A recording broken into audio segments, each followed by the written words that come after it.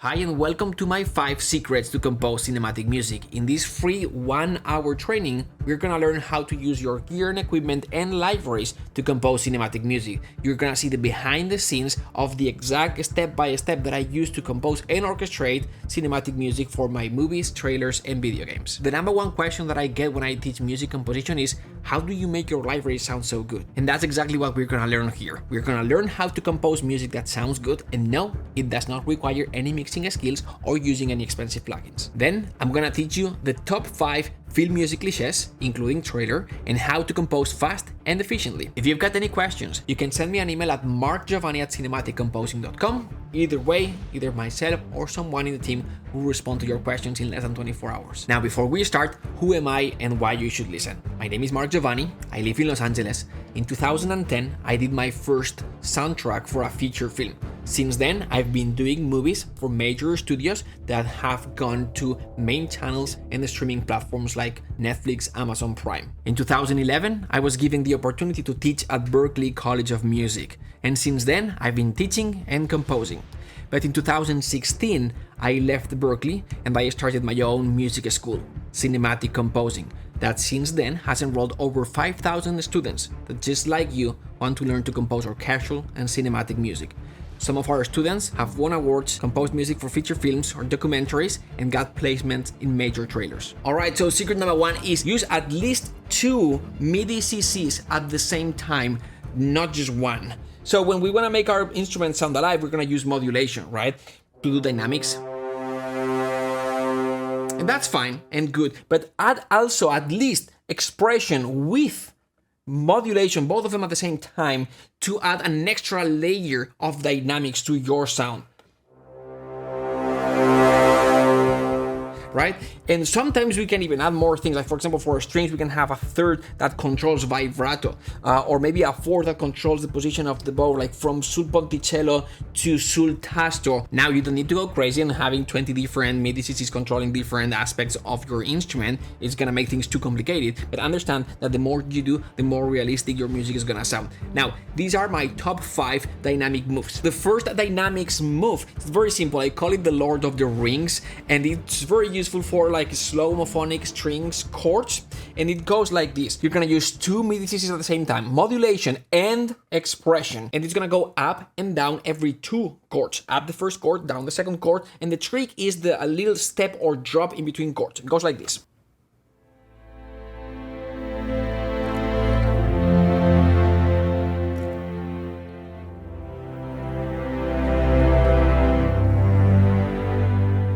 The second one is called the double push. Works great for final crescendos. You're gonna use expression and modulation. And there's gonna be a first push to sort of like the middle, then back up a little bit, and then go back up. You're gonna end first with expression and then bring up till the end modulation. And it sounds like this. And in a real life example,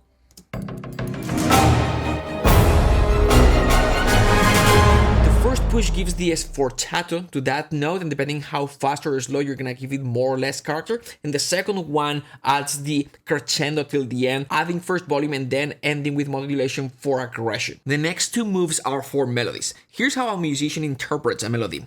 They're gonna add a little bit of weight at the beginning of each note, and then a little bit of decay. Depending on the length of the note, the longer, the slower the decay. So watch me do it and see if you notice something.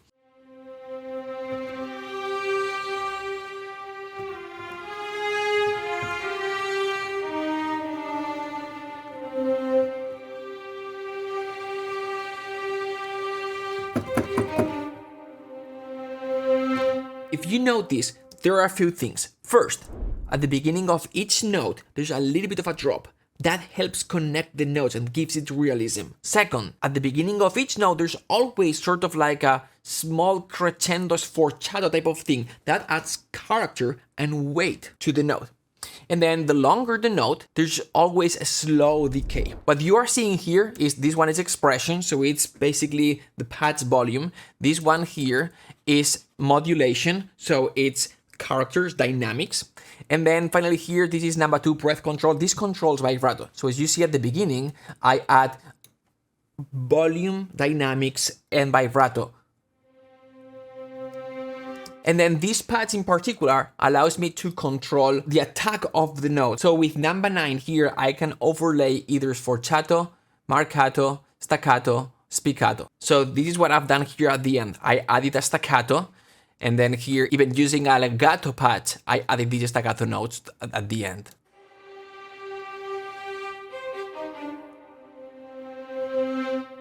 And then the next move is sometimes within a melody, there's a note repetition. So for example, if it's piano, harp, celesta, guitar, it's easy. Just repeat the note and that's it, right? But there are other instruments like flutes, trumpets, strings, that when they repeat a note, it's somehow connected, and they can connect it more or less, more separation, more connection, right? There are some libraries that if you repeat that note real quick, they are gonna trigger that connection between notes. But if you don't have one of those libraries and you want more control, here's how you're gonna do it.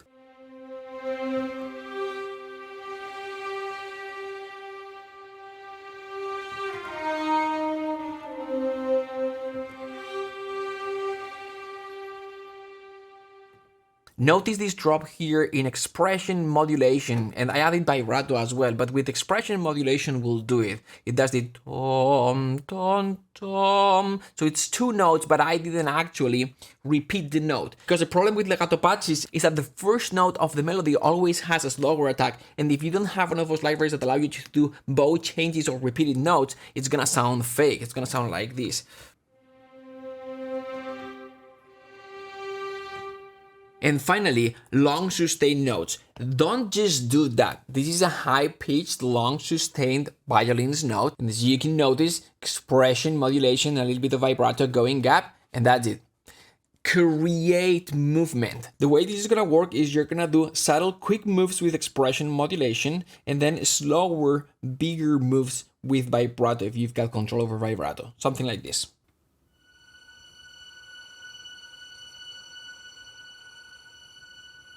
And then vibrato on top. And this sounds way better than this. So before we move on, I wanted to stress how important this is. This is where music gets created. Yes, the idea originates in our head, but the same idea is gonna sound very different if an amateur high school orchestra performs it or a professional orchestra. It's gonna sound way better with a professional orchestra. This is the same. So use the best libraries that you can afford and then get the most out of them. Practice and make them sound as good as you can. Secret number 2 is have a template that helps you, that inspires you, that allows you to work faster, not a template that limits you. So this secret is not about the fact that you need a template or not. There are plenty of composers that don't use a template. There are more composers generally that have a template. And here's the idea that's gonna kill your creativity. I have a template that gives me all the options that I need, so when I sit down to compose, everything is ready and I don't have to load the instruments. And that is an idea that is logically it works. But the problem with that is that a sample library, by its very definition, is a simplification. It's just a sample of what an orchestra can do, or an instrument, or a section. Don't fool yourself with the idea of a template so I've got every option possible. Rather, create a template that allows you to compose fast and efficiently. There's a ratio where the bigger the template, the more technically complicated it gets. And those technical complications are going to challenge your creativity at some point. These are my top 5 rules that I follow when I have to create a template or update my template. Number 1, inspiration. Make sure that your template inspires you, that creates momentum. In my template, up here, the first 16 tracks are my sketching patches, the fast action patches. I've got the short orchestral, pre-orchestrated patch, basically a combination of Albion and Symphobia, a little bit of cello spiccatos for definition in the strings, and I've got here choir if I would need choir as well. Same thing for longer strings and choir. Remember, those patches are for sketching. Sometimes I'll use those patches to sketch quickly and then I'll reorchestrate later on so I've got more control. Now, these are the libraries that I use. Symphobia, Albion, you can replace them with Nucleus or other ensemble type of libraries. Moving on with the sketching patches, Apocalypse is the next one for percussion. It's a mix of epic and orchestral percussion from the low, mid, and high percussion. And I can control if I want a closer, drier sound or a little more wet.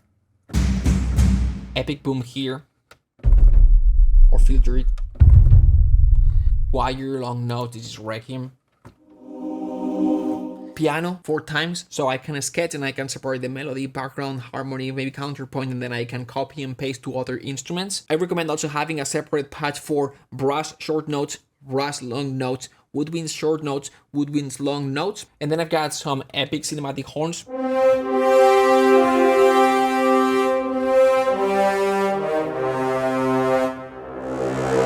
This is not a realistic sound, it's more like a cinematic, big, epic sound, and it's a combination of a few things. 70% of the sound is the 12 horns ensemble from Cinebrass Pro, but then it has like a solo horn to add a little bit of definition, and the Symphobia, the marcato, sort of like a sforzato patch that adds a little bit of character at the beginning of each note.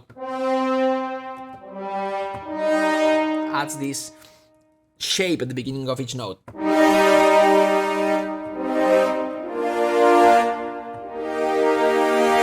Some big heroic trumpets.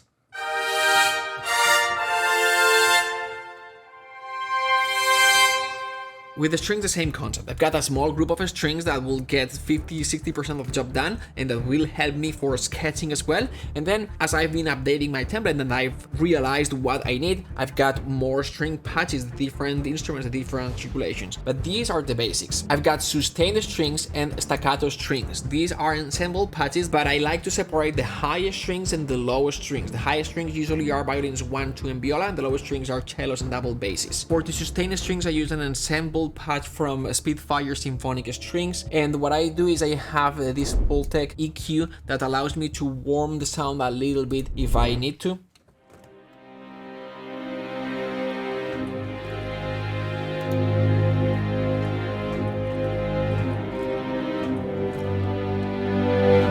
But I like to have the low strings separated for routing purposes and for mixing later on, so I can sometimes add more reverb to the higher strings and less reverb to the lower strings. We'll talk about this later. Same deal for staccato strings. I've got the high staccatos and the low staccatos. This track right here, when I need sort of like more cinematic, maybe Hans Zimmer Pirates of the Caribbean type of sound. It's a combination of different libraries. It's Albion, Symphobia, and the scoring strings, cello, spiccato. The Albion makes it sound big. The Symphobia gives the aggression. Sounds smaller, but it's more aggressive. And then the LA scoring strings definition, which sometimes is lacking in the lower strings. And altogether they sound like this.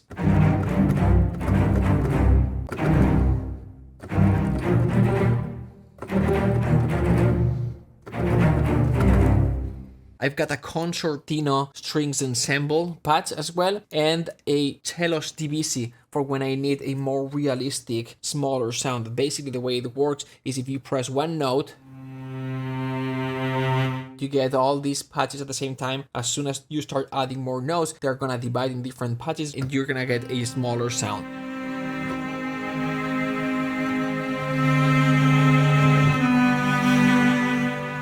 Finally, percussion is this group here. I call it orchestral enhancers because it's not just percussion. So I've got a celesta. This is a Spitfire percussion. Got timpani hits. I recommend having control over the tail of the timpani. Sometimes you wanna hit and then let it ring, and sometimes you wanna hit and stop it. And so what I've done is up here, longer tail, and down here, shorter. The way I've done this is I came into this patch here, I went to mapping, and then I selected all groups, select all the notes, and then just move them. Then a bass drum, cymbal swells, snare hits, timpani swells, also from a Spitfire. Drums, sometimes you will need drums in an orchestral context. Few more instruments, tam-tam, timpani rolls that I can control with mod wheel, and I can create from a low rumble something more aggressive. Now for swells, I 100% recommend using a pre-recorded swell because it's gonna sound way more realistic and believable. Yeah, the hits. Also, I'm able to cut the tail, long tail, short tail, an ARP Mark III, finally ARP glissando, and I can control the key of the glissando as well as the type of a scale, major scale, minor melodic, minor harmonic, right? I've got pentatonic, whole tone, etc. and that's a Spitfire ARP. And then down below I've got more things, but those 30-40 tracks could get 90% of the job done. Alright, so recap of my top 5 rules when it comes to building a template. Number 1, template should inspire you. Number 2, have a group of tracks that allow you to work fast, to sketch, to get momentum going. Number 3, simplicity. Your template should be simple, especially at the beginning. Number 4, have free space in your template. Make sure that the template does not take too much CPU processing, too much RAM. Make sure that 1, you have free extra RAM available in case you need to load more instruments, and 2, make sure to have some empty pre-routed tracks. I have them at the end of my template and they are here ready to go, routed, and the sampler contact is loaded, so I just have to double click, select the patch and go. And number 5, modularity. I like to build my instruments, my multis, my patches inside contact, and then I save those contact instances. I may have 5 patches or 30 patches that I built a group of instruments. Let's say, for example, I'm working on a video game and I need to create this type of forest soundscape, and I decide that I'm gonna use wooden pitch percussion, and I create a group of instruments that work well together, is well balanced, is well panned, and it works. And so when I'm done with this project, I'll decide, should I keep this in my template? It's gonna take RAM and the space, or not. If it's something that I see myself using over and over again, I'm gonna keep it. If I'm not gonna be using it over and over again, I'm not gonna keep it. Now, I worked hard on creating this sound and it's a good sound, and there's a possibility that I may be using it in the future, but I don't want to have it in my template all the time. I save that contact instance. If I ever need it in the future, I just need to create 16 MIDI tracks that I can load in one click, route them to contact, and then in contact open that multi that's gonna load the 16 patches that I already created that are balanced and penned and working perfectly. So this wraps up the template secret. Have a template that helps you, a template that inspires you, a template that creates momentum. So copy the things that worked for me if you want, but ultimately the concept is, do not build a template, a big template with the things that you think you are gonna need. Instead, build a basic template that helps you compose fast, and then have some pre-routed empty tracks so you can load instruments fast. Work on a project, and as you discover new instruments that actually help you, as you have to come up with new sounds for that specific project, if you think that that is going to be useful for the following project, leave it in there in the template. Update your template. But again, don't put 1,000, 2,000, 10,000 tracks. That's gonna clog your system and that's gonna make things more complex, because that is going to kill your creativity. Secret number 3 is create a space in your mix. The number 1 problem of orchestral mockups mix is the lack of clarity. It's muddiness in the mid-low end, it's frequency stacking. So they are the top 4 things that you can do to gain clarity. Number 1, composition. Make sure that the different musical layers have separation. Make sure that the melody and counter melody do not conflict, or the melody and background harmonic content does not conflict. Make sure that there is separation. The more layers that you've got, the more complicated it's gonna get. Number 2, orchestration. Decide if you want separation or association to sounds to go together. The easier way to create separation is number 1, different registers, number 2, different timbres, and number 3, different articulations. If you want association, the opposite. Same register, same type of timbre. For example, putting together 2 instruments that sound alike, like you can have the cellos and the bassoons go together. They're gonna blend very nicely. The bassoons are gonna add a little bit of definition to the cello line, but they're gonna blend very well together. So same register, similar timbre, and similar articulation. But again, understand where you want separation and use orchestration to enhance that separation. That's gonna help your mix a lot. So 1, composition, separate the different layers. 2, orchestration, understand where you need separation. Number 3, panning. Most of the libraries that we use already come pre-panned. We will load the violins 1 and they will already sound a little bit to the left. Cellos will already sound a little bit to the right, but still we want to close a little bit that panning and reposition to gain space. We want to find the dominant channel. So for example, for the cellos again, it's going to be a little bit of the right side. We're going to close a little bit the panning spectrum and then move it a little bit to the right. We don't want it too narrow because otherwise it wouldn't sound realistic, but yes, we do want to close it a little bit. And number 4, EQ. Add EQ to each single track and patch in your template. Find the annoying frequency, the one that creates muddiness, usually between 2 to 400 and then bring it down a little bit, -1, -3 dBs max. It's not gonna change the sound character of that specific instrument, but when you put them all together, it makes a meaningful change and we gain clarity. Alright, so the next secret is master field music clichés. Learn them, master them, not so much so you can copy them, otherwise you're gonna sound like everyone else, but rather so you have a quick starting point when you have to start composing something new. That's one of the elements we'll talk about more that's going to help you avoid writer's block. Understand the different music styles, love, sadness, fantasy. It needs to be easy for you to write in one specific style, so then you can add your own spin and create your own voice. So we're gonna talk about love, sadness, suspense, action, mid-intensity, and fantasy magic. We're gonna cover first harmony in these 5 styles, and then orchestration, the same styles. So we're gonna have a motor first.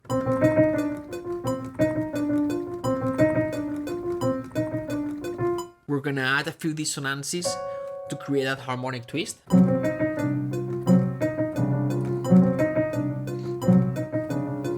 And finally, the motivic elements.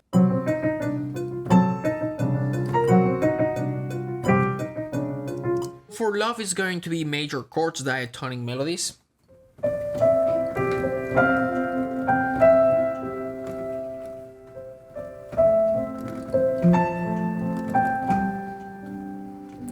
For sadness, it's going to be very similar, but minor, everything minor.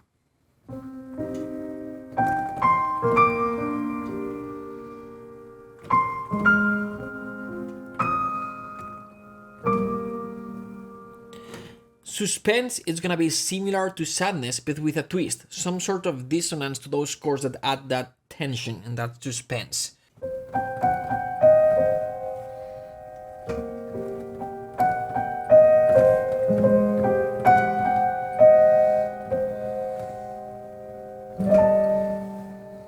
And finally, with Magic Fantasy, it's not as much about if it's a major chord or a minor chord, it's how we connect those chords. With the other styles, it was more diatonic, and now we're going to be connecting those chords in parallel movement, seconds, major, minor, thirds, something like this.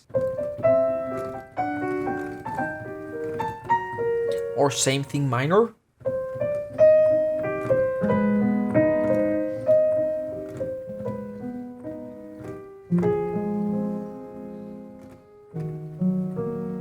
You can also add some extensions to the chord, like the major or minor sixth. Gonna give it a little bit of flavor, in this case like an elfish fantasy type of flavor.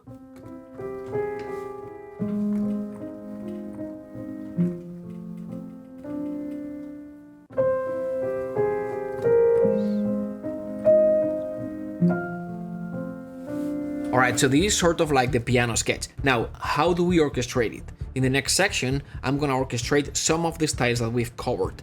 We're gonna start with action mid-intensity, and then we're gonna do sadness, and then love, and finally trailer. For action mid-intensity, we're always gonna have a motor that moves the music forward, that creates tension.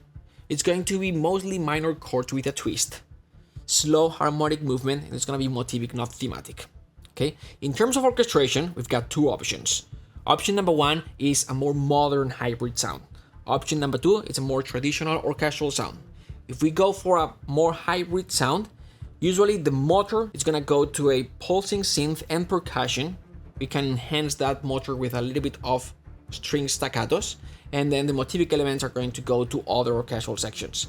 And if we go for the more traditional orchestral sound, the motor usually is gonna be staccato strings and percussion, and the motivic elements are going to go to other orchestral sections. Alright, so watch these 2 examples that I edited from a live class. In the first one, you'll see me first recording the pulsing synth and then adding some elements on top. I used Audio Imperial Legacy Library for the pulse, and this is super easy and it almost feels like cheating, but it's a very common style and sound in action TV shows. The second one is the traditional orchestral, and you'll see me creating the motor with the staccato strings, then adding percussion, and then adding some elements on top of the motor.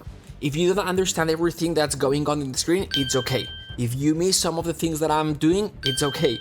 Use this as inspiration, as ideas, if you need to write in this style. Alright, so watch these 4 minutes of video, and then we'll move to sadness. And then let's see.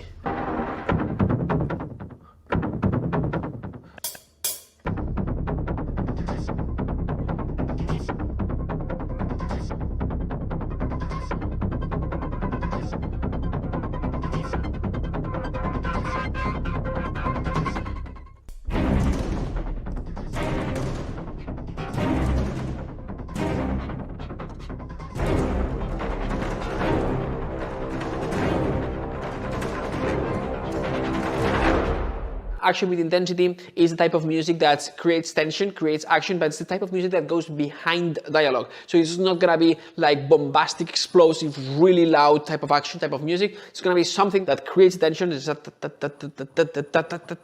that creates tension and definitely has a pulse in the motor, but it's not too big. All right, so we have to keep it down in dynamics, volume, and then register as well. This style harmonically is gonna be minor with a twist. So minor with something else, minor with a dissonance, minor with a note that's not from the scale.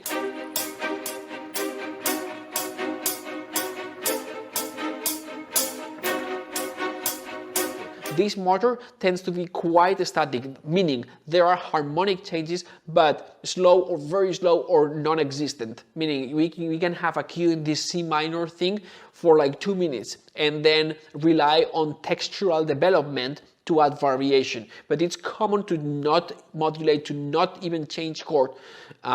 It's actually very common. It's not a bad thing. Harmonically, it makes it not interesting, but it's part of the style, because the goal for this style is to create tension, to add tension, to sustain the tension of the scene, not necessarily to add emotion, which is what harmony is very good at. That doesn't mean that you don't have to change. You could have this, and then you could change to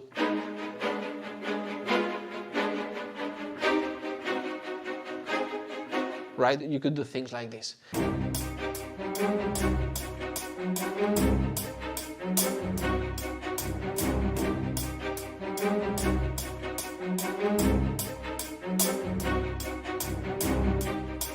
Short movements, so basically, all right.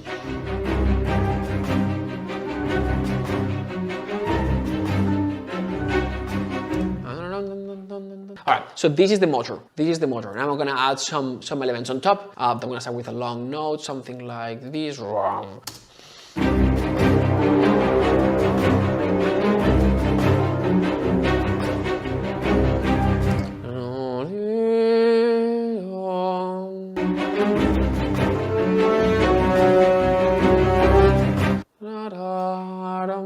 Trombones.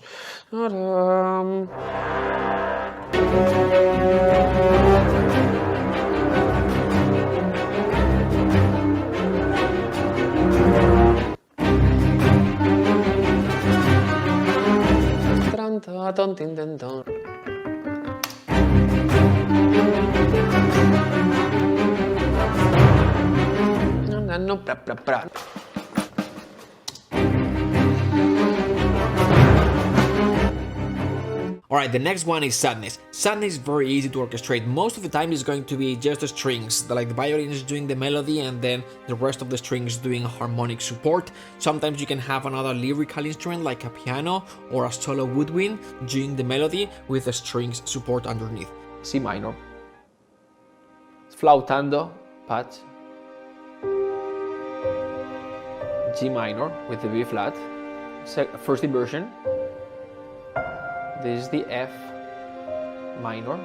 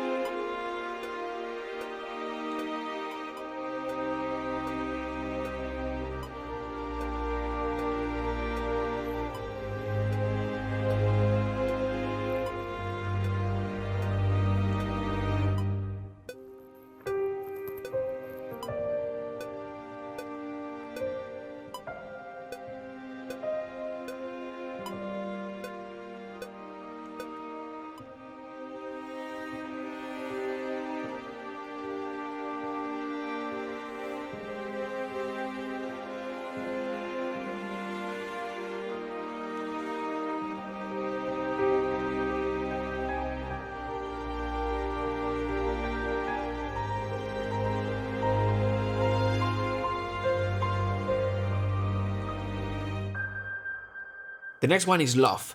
Love is like sadness, but with major chords. Maybe it has more color in terms of orchestration, it's less gray. Now this is a slightly longer piece, so you won't see me composing the entire piece. You'll see at the beginning me doing the piano sketch and then the strings part underneath, and then I'll transition to the finished piece and how I explain each section in the piece.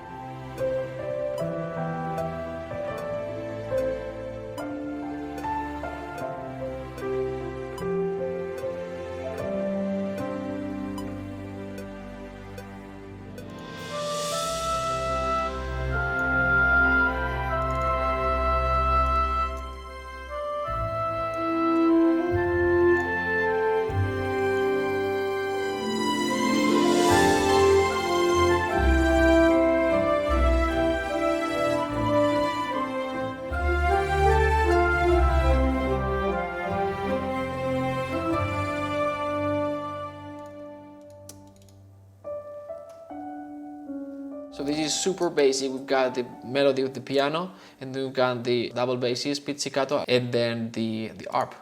Arp.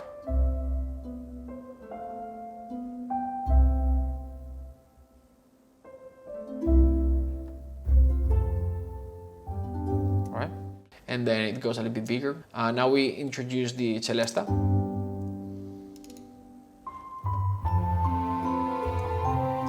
The strings coming in and out. They come in here and they stop, and then towards the end it's like, okay, this is the end of the section, then going back in again. But here's what we've got. This is the arp, celesta, the strings, high strings, and then the viola comes in here.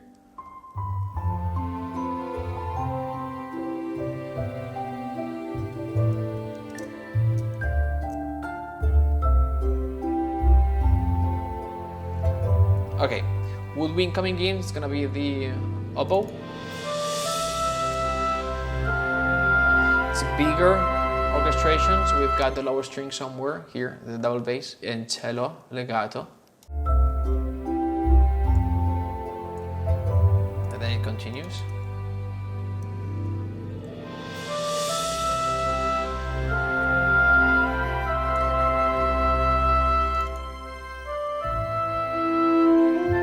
Pizzicato here.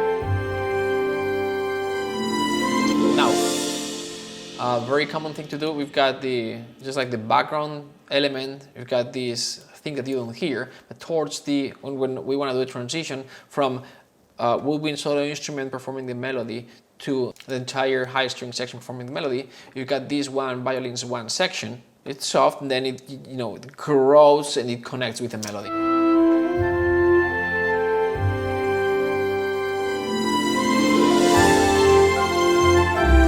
Now there's definitely louder, and it should be louder because we've got the bigger instrumentation. It's gonna sound louder if we are trying to make this sound realistic. We have to connect this softer part with the loudest part, otherwise it's gonna sound abrupt, and we wanna avoid that. So to do that, we've added just two very cliché things: the cymbal swell and then the arp glissando.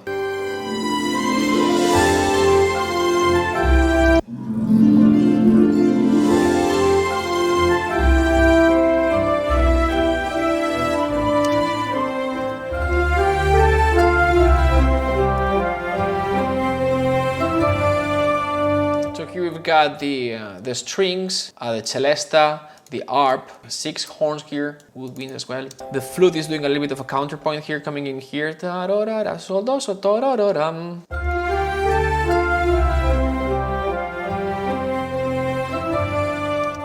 it's similar, but it does its own thing. And there's the double bass sustain, that's a little bit of warmth.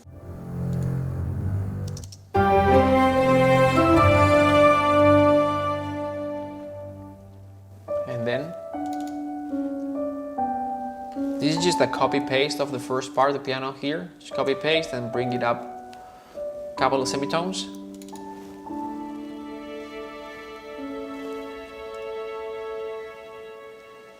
And for trailer, another edit from a live class. Here's the thing with trailer music. Trailer music usually, it's not like score music. It's not music that follows a scene. There is not different motifs or as many different motifs. It's all about development. Usually it starts from a motif or a theme, and then it's just repeating this thing over and over and over again. And the variation usually is orchestration or textural. That's trailer music in a nutshell and very, very simplified. Now, when I teach trailer, usually I teach the entire thing, the different sections, the intro, the development, climatic moment. This part of the class is me teaching the climatic moment. So you'll see me first playing back the final piece and then composing that climatic section instrument by instrument.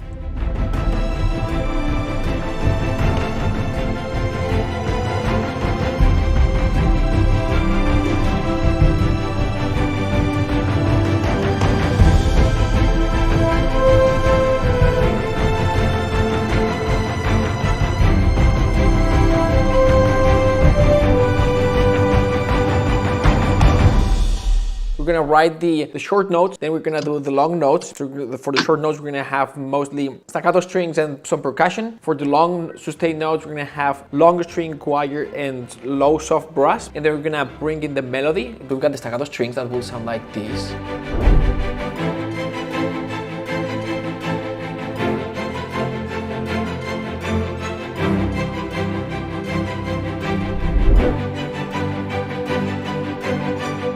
start with the low strings, I'm gonna go like no brainer. No first inversion, second inversion. I'm just gonna keep it super, super simple. So it'll do something like this.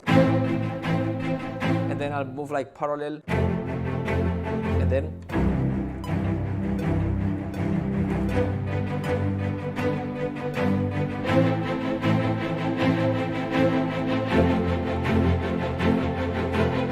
You may want to write this down, because then when you are writing the longest strings, maybe you want to do something that's similar. Start like this.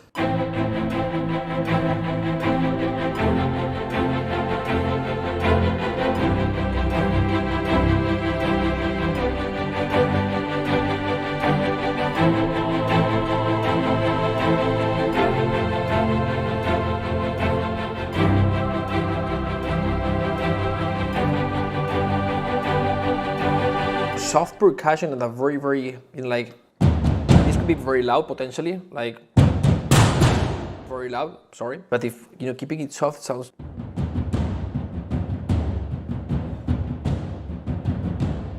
Very, very nice.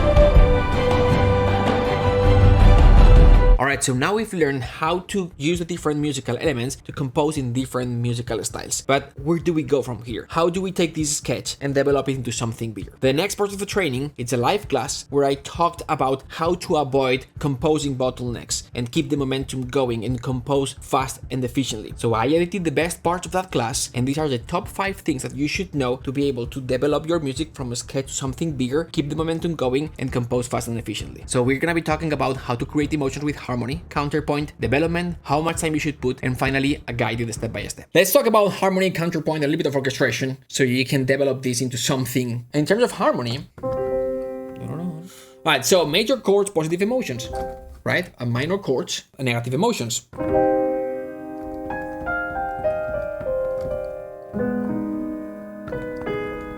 Right? Now, if we move those chords, if we connect those chords, traditional way, diatonic type of thing, then for major chords, we're gonna have something like love, right?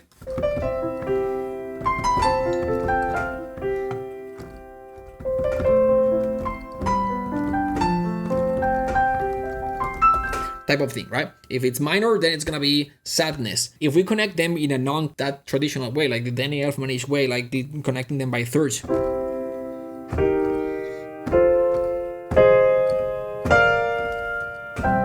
type of thing, right? Then we get more of like the magic, fantasy, supernatural, right? This thing that we talked about in magic.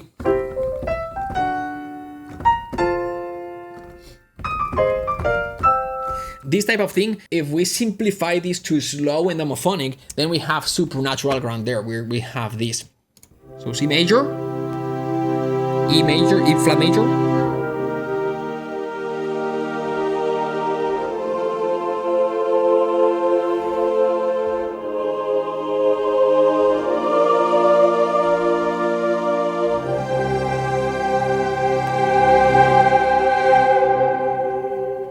same chords as fantasy, it's just slower, more homophonic, all right? This type, like the non-traditional chord progression, with major chords, it's magic, fantasy, supernatural, grandeur. With minor chords, it creates this ominous type of sound, right? Like...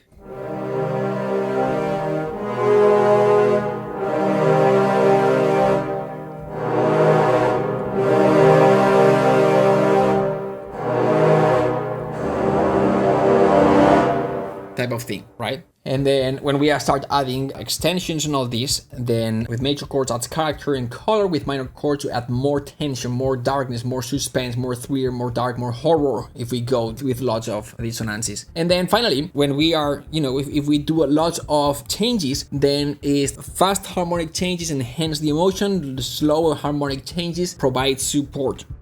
Once you have this, once you put the first chord, you're still establishing a mood, right? It's an open fifth, so we still don't know if it's minor or if it's major. The moment you do something else, we start telling a story, right? If we introduce a melody,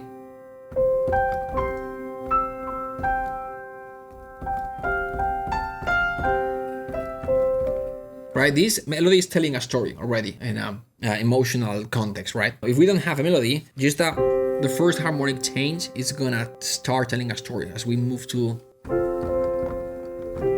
right? That starts, so just be aware of the emotional power that just a harmonic change produces, right? Because sometimes we've got a scene, we've got a video game, and the music doesn't need to do that much.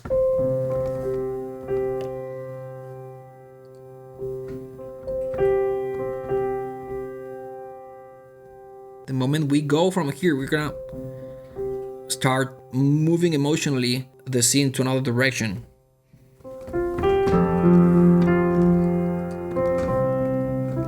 Right? So careful with that, because sometimes we just need the... So counterpoint creates complexity, and complexity, I look at this complexity on, okay, what different layers do I have and how do they conflict with each other? And to me is, I focus on separation or association. If I want something to go together, and then I make sure that I share more of these things, right? So there's no counterpoint. Maybe I have a melody and I want to double that melody with another instrument, but I want to blend sort of those instruments to go together. I don't want to hear the two chambers. Then I'm going to do more of these things. If I have a counterpoint and I want separation, then I'll do less of these things. Less elements in common, more separation. More elements in common, less separation. What we've done so far is like, okay, so with For Love, this is what, what the chords that you have to use, the melodies that you have to use, and I composed, and then that's it, the sketch, and I orchestrated a little bit. How do we continue from that? So that's what I recommend. Do the first section, orchestrate the first section, and then do a quick connection, write the next section, and then see if the connection needs to be improved. So how do I start the new section? Look at the sketch, what you've done, and then decide if you need continuation or contrast. That's basically what you need to do. Let me just give you a few examples. So section 1, contrasting, right? Somehow.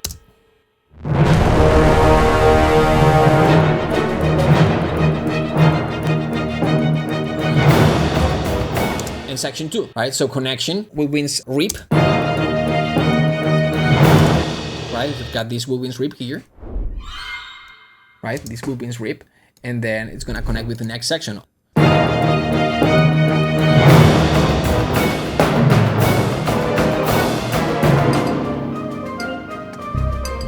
Alright, contrast again, from big to small, right? From thick to thin, from busy to simple. I decided to do that. And transition. We've got this arp glissando here, solo. I connect the two sections.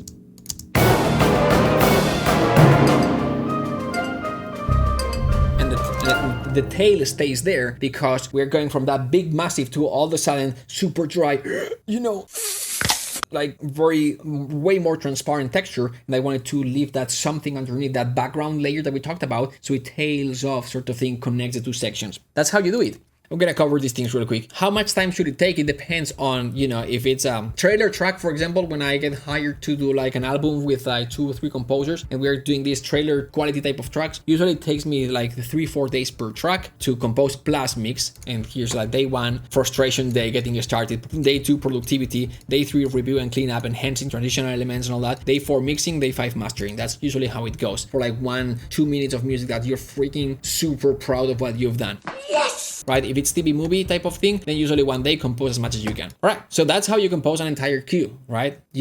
Have a clear idea of what you need to do for that cue. And then it's just the start, create the sketch, and then use the sketch as the polarity start, and then compose section by section, good enough concept, next day, review, clean, mixing, master, that's it. Now, how do I find movies? I find movies like this. I go into IMDb Pro. Simple as that. So I go to IMDb Pro, and you can use any other online directory. I use IMDb Pro. I don't know. I think it's 20 a month or something like this. It's not that expensive. I look at a composer, right, that did movies in the past, right? And so I find these composers like, okay, what was the first movie that they did? Or what is a movie that this composer did that I would like to do, right? And for example, to me, like the first movie that I did was The Perfect Student. It's a TV movie. So I go into the movie, right? Click into the movie, and I go into this movie.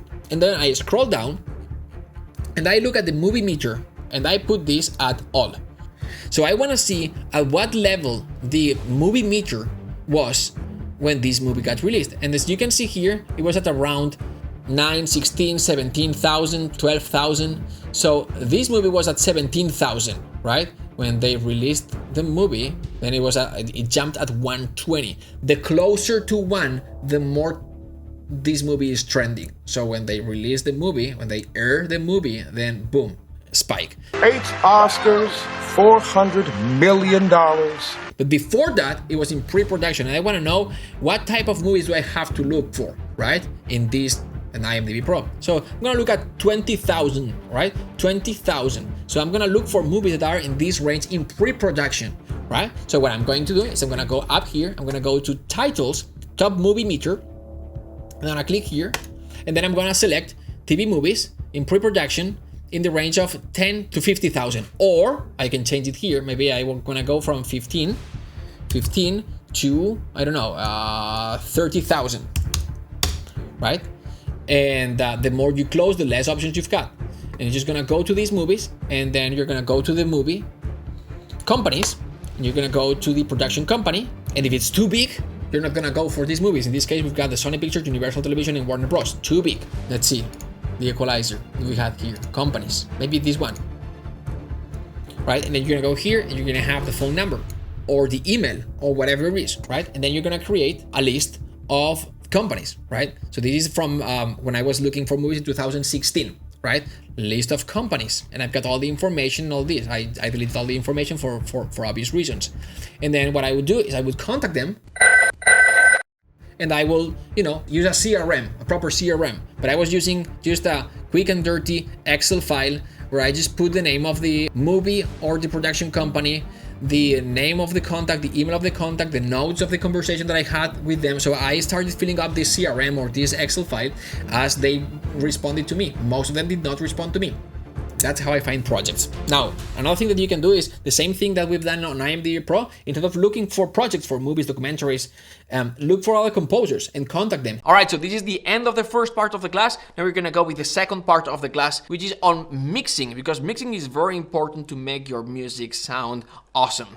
And so I'm gonna show you a technique that is very effective, very meaningful, and it doesn't require you buying any plugin. I'm gonna show you the 3 types of volume automation, and as simple as it sounds, it makes a huge difference. So here we go. Today, we're gonna be talking about automation for mixing, and there are 3 types of automation that basically when we are mixing, we're like, what reverb, what EQ, what compression, and there's a technique that doesn't require you use any plugin. It's the cheapest because you don't have to spend any money, and it's the most effective neck with panning. So when we get here at the mixing stage, which is here, we export everything from MIDI to audio sort of thing, and now it's here. Everything's balanced. We shouldn't need to balance anything. But sometimes we do need to rebalance things a little bit to find that final 5-10% positioning to make it perfect, and then to open it a little bit, to add those reverbs, to EQ, to find a little bit more space, to reorganize in a way that makes a little bit more of sense, that makes the music sound bigger, wider, more cinematic, and all that good stuff. So number 1 is going to be fluctuation. What this means is you're gonna have this is a MIDI controller, this is a DAW controller. You don't need something expensive like what I just showed. You can buy one of these that just has one fader, like the ProSonus one. And with that, you have everything that you need, because when you select another track, then it's gonna select just that fader. All right, fluctuation type of automation. This works great for long sustained notes, something like this. So focus on the harmonics string line, high pitched. Just this.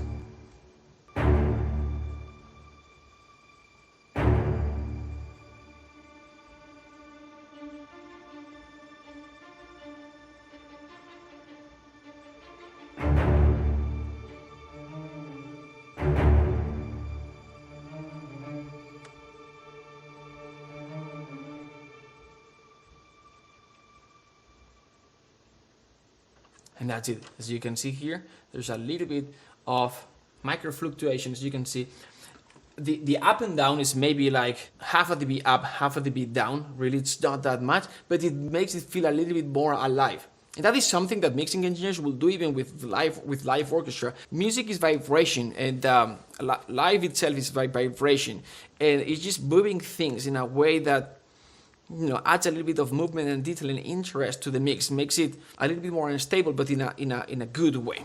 Without, with. And if on top of that you do a little bit, see how this goes up and down, following the music or what this specific track needs for this specific moment, then it enhances it a little bit more. At the micro level and at the macro level sort of thing, these longer curves, it's just...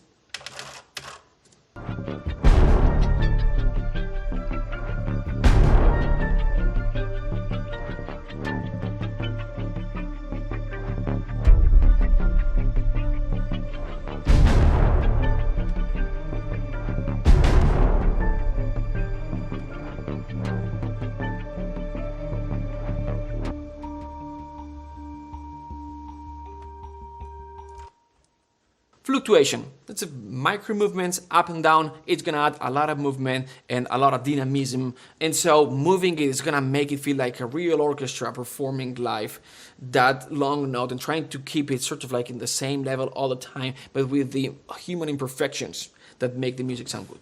All right, so this is the first type of automation. The second type of automation is when we've got this big melodic line. We just want to enhance that, those dynamics and that emotion. It's like, here's the orchestra's recorded, and here's this mixing engineer that can do stuff that's gonna make it sound even better. Should we do it or not? Well, we are doing music for movies, for video games. We're trying to, you know, enhance those human emotions. The reason why we are doing this is because this is, you know, going beyond what the orchestra did, which was a great job, but enhancing it so it reaches even farther and enhances those and reaches for those human emotions that we wanna reach. So that's why we do these things, not because we want to cheat or anything like that. All right, so we're talking this guy here. I already recorded these dynamics, but here we go.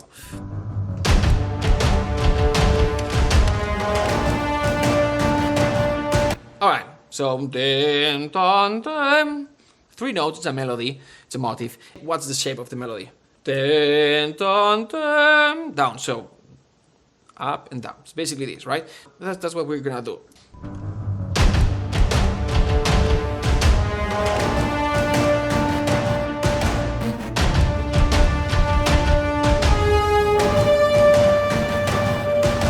This already would be good. This at the beginning was a little bit too soft, too low in volume, but it just enhances it. Like without, it's good. It has those dynamics. But what if we could cheat and make it even more obvious?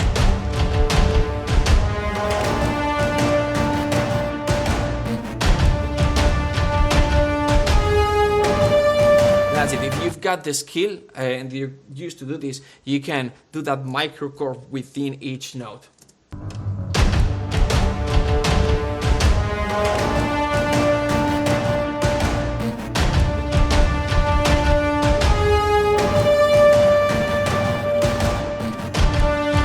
Way better. This needs a little bit more at the beginning.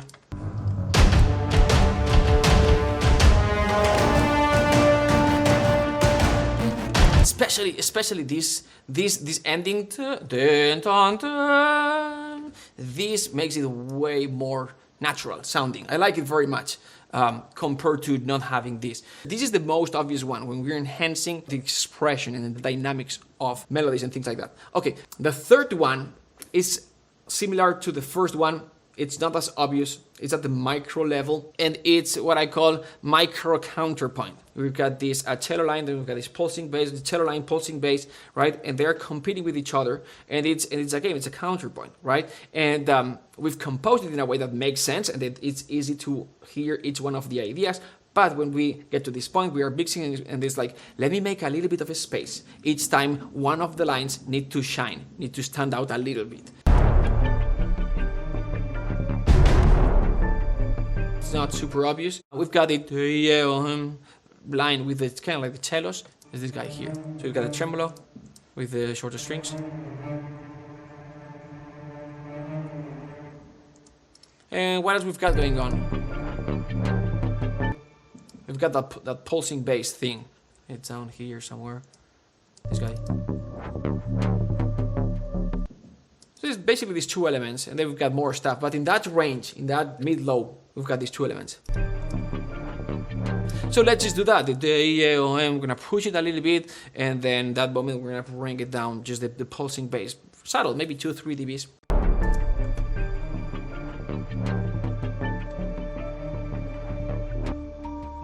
At that point, we are losing a little bit of weight, of energy, of musical energy, because that pole was carrying a lot of it, and so by getting rid of that, it's a little bit too much. So maybe we can push a little bit those.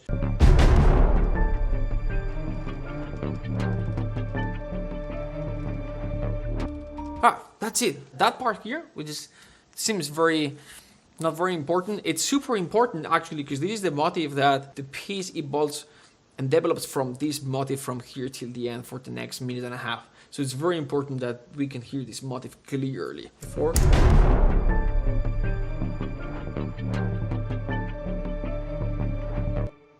And after.